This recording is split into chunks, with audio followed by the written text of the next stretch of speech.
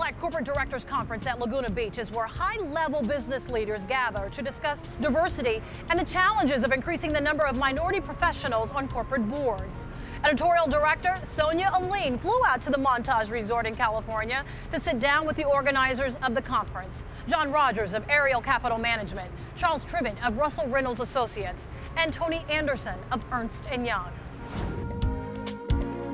Thank you, gentlemen. John, what do you think has been the biggest benefit for the conference overall? Well, I think that it's been, for our attendees, I think people have been able to renew friendships and relationships. I think that's been big. People look forward to coming back every year and seeing old friends. Secondly, though, and importantly, I think they've learned from each other how to be more effective in the boardroom, how to be a leader in the boardroom, you know, how to really make a difference.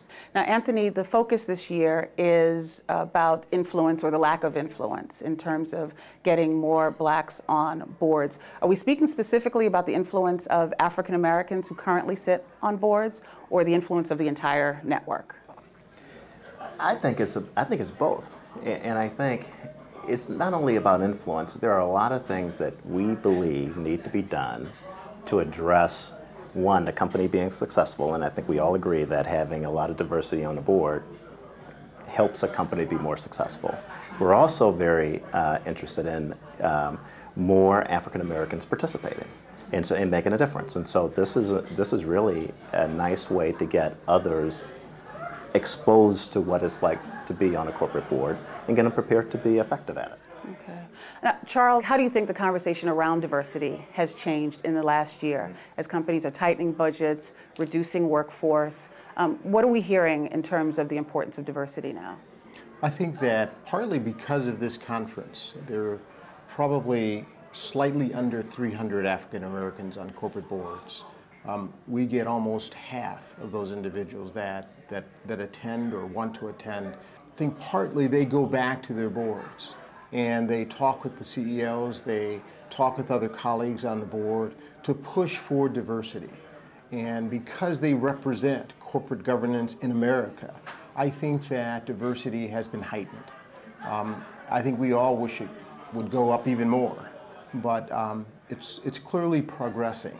Not as fast as John and Tony and I would like, but it's progressing. We know that African Americans in general have challenges with sitting on boards. That's the reason you all have decided to have this conference. What particularly, in terms of challenges, are black women facing? And is some of that going to be addressed? Absolutely. I mean, we believe that African American male and female ought to be on boards. And we think we have some of the brightest and the most talented African American women in this country that are underutilized, not represented. And corporate America tends to take one or two African Americans and put them on a board, and boards are usually made up of 9 to 11 plus directors. We think it should be more diverse.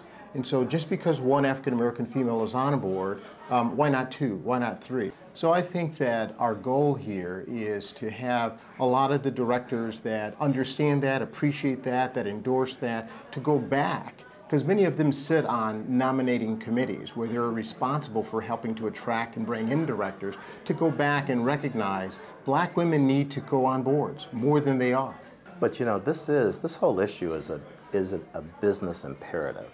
I mean, if you look at businesses today, most of them are global, and many of them have more of their revenues that are outside the U.S. And so as you think about what's happening in the corporate environment today, this thing about being diverse is, and the reason why the boards need to be diverse and management teams need to be diverse has evolved. It is now a business imperative. And so if you're going to be successful to operate a global business, having a lack of diversity, you're at a competitive disadvantage. A lot of our businesses, global businesses in particular, will need to deal with this issue if they're going to be successful in the long term. Up next, the challenges that women face on corporate boards.